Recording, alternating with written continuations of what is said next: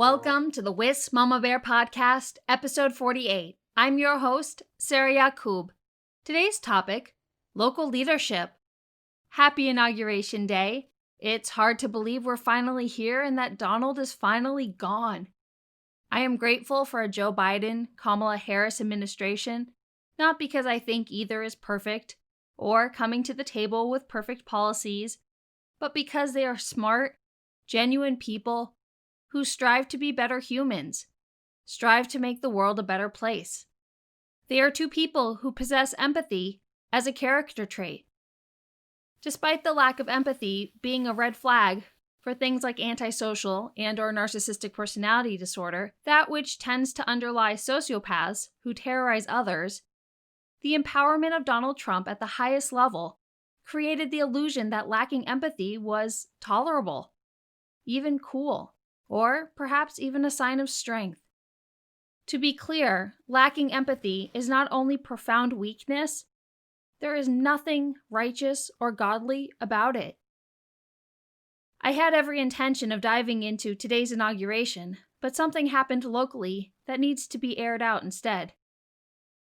It is true what they say, that local politics affect our lives much more than anything occurring at the national level, even if it's sometimes hard to see. On the evening of January 18th, Martin Luther King Day, Hudson Mayor Rich O'Connor addressed the community through the release of his statement by video. The statement is about 7 minutes long. He speaks to Dr. Martin Luther King, leaning heavily on themes of forgiveness. He speaks to, quote, incivility and lack of respect, close quote, as that which is, quote, creeping, close quote, into our community. I'm not exactly sure to what he is referring. If he's talking about racism and the ugliness it connotes, that's been here for decades. Perhaps he's referring to those taking on the social inconvenience of speaking up about the harm done to others in our community. I could see how that could be construed as, quote, disrespectful to the bully perpetrating the ugly, bad behavior. Someone hurting others in furtherance of the impunity that comes with privilege among some in our community, probably not used to being called out. There's a great quote, source unknown, that says in essence, truthful words spoken to he who is not ready to take responsibility for his actions feel like an attack. Mayor O'Connor went on to say how sad he is that families are torn apart because of what he calls an unwillingness to respect another point of view. What's interesting about this is his implicit tolerance for hate and apparent expectation that we enable it as well. Someone who is so far down the QAnon rabbit hole that they are calling for the assassination of Vice President Mike Pence or Speaker of the House Nancy Pelosi does not present differences upon which we can just agree to disagree. Instead of speaking to the role of truth, objective measures of fact, the dangers of terrorism, he sounds like a 1950s enabler, as if empty nice words and empty nice gestures of ignoring that which is before us will make it all magically go away. He talks about the loss of lifelong friendships, couched in terms of political differences, as if we're all just having a heated policy debate, rather than Trump's biggest, most unhinged supporters literally just trying to overthrow our government by force. He talks like we don't literally have white supremacists among us, as if there is common ground or we can just agree to disagree where some among us feel entitled to mistreat others based upon the color of their skin. Mayor O'Connor then goes into his Golden Rule initiative and invites us all to treat others as we want to be treated, not for our sakes, but for theirs. While I agree with the heart of the Golden Rule, to embrace and impose it within systems that lack honest accountability just exploits the civility of the kindest among us. As long as local extremists go unchecked, where the pressure is placed on everyone to just be nice in return, the bullies run the show and corrode our community accordingly. Had Mayor O'Connor publicly denounced any of what has been going on, the extremism, the calls for violence, the terrorist attack on our capital, corruption in local government, then the takeaway message of his public statement would have changed drastically. But he didn't. Why? because those are his buddies. The Hudson mayor rode the coattails of local extremists to get reelected. He is cozy with some of the most fringe extremists among us. While one would hope for local leadership that can put its professional responsibility before his social or political convenience, it is clear he is still trying to court the support of those who act as though decency, ethics, rules, or the law do not apply to them. And now for the kicker. Mayor Rich O'Connor stated, quote, "The golden rule is about how we treat others, not how they treat us. If you think you are practicing the golden rule by calling out others' behavior, you're not. The whole point of the golden rule is to treat others better regardless of how they treat us." Close quote.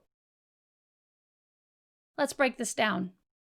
If you are someone who strives to be a good person, who strives to follow rules and adhere to law, you're probably already doing that which Rich describes. If, on the other hand, you are someone who, say, for example, acts as though entitled to treat others however you want, someone who uses someone else's acts as an excuse for their own bad acts, someone for whom rules or laws do not apply, how many think it likely that the antisocial and or the narcissistic among us are going to make fundamental hard changes, not as a function of accountability, but because the mayor said so on TV? Of course not. As someone who goes toe-to-toe with these people for a living, I can tell you that they will use the mayor's words to shut down those who try to speak up to the harm that they do. For the mayor of Hudson to pressure people into silence, to lead community members to turn their back on someone who is courageous enough to speak up about, and yes, call out that which is happening as a, quote, violation of the golden rule, is abhorrent. Among the reasons survivors of domestic abuse and sexual assault do not come forward, or even attempt to seek justice, more often than not, is because of the culture we maintain on focusing on them and their actions, rather than those of the perpetrator. Rich O'Connor's statement further perpetuates the hostile environment for survivors of crime that makes it that much harder and socially detrimental to seek help. Rich O'Connor's statement makes it that much harder for taxpayers to question corruption in government or to stand for integrity in local leadership. Rich O'Connor basically told the people of Hudson to go sit in the back of the bus, sit down, and shut up. That they, not the person doing the harm, are in the wrong for calling out the actions of another, for not following the golden rule. The fact that he did so on Martin Luther King Day is disgusting. Reverend Dr. Martin Luther King Jr. famously stated, "He who accepts evil without protesting against it is really cooperating with it." Rich O'Connor delivered a statement that directly contradicts the wisdom and leadership of Dr. King on Martin Luther King Day. To be clear, the issue is not the golden rule, which, if incorporated appropriately by strong, honorable, pro-social leadership, can be a tremendous asset. The issue is using the golden rule in a context where it effectively just silences those who are shouldering the harm of a given culture, a context in which there is no actual accountability for the harm that is being done. He went on to finish it up by suggesting that if we just communicate with and listen to one another, everything will get better. Sounds so good, doesn't it? Sounds so easy.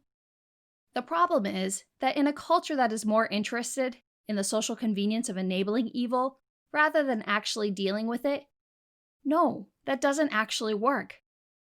I titled today's episode Local Leadership because beyond the Hudson mayor's atrociously tone-deaf message to pressure those shouldering the trauma of local bullies, abuse, and/or corruption into silence is the importance of local leadership. Weak leadership is dangerous leadership, as the bullies have a field day. I don't know Rich well enough to know if he is naive to the realities of our community, or whether he's just another perpetrator trying to pressure those of us who speak up about what's going on into silence, but it doesn't much matter, as the net effect of both is the same. What I can say is he's done a number of really shady things as mayor, and will be up for re-election in 2022. Calling 2021 the year of the golden rule, and pressuring the community to be silent in the face of mistreatment, to not call out that which they see and experience as wrong or harmful to others, serves his political interests. It makes conversations that seek to hold him accountable for his shadiness socially unappealing and not fashionable. Looking at his message as a mother, the conflicting messages must be so confusing for our kids. On the one hand, we teach them, and they learn at school, that if they see something, to say something. On the other, we have a local mayor pressuring people into silence. As a former deputy district attorney, I'm wondering, where is the line? If we're talking fraud or theft on the part of a politician, is he saying don't stir the pot? How about unethical behavior? Put our head in the sand? What about sex crimes or crimes of violence, domestic abuse, the sexual assault of children? We encourage our children to come to us with the little things so that they'll trust us with the big things should they come. What happens when the mayor's message trickles down to our children? We pressure them to stay silent too? Episode 49 tomorrow. See you there.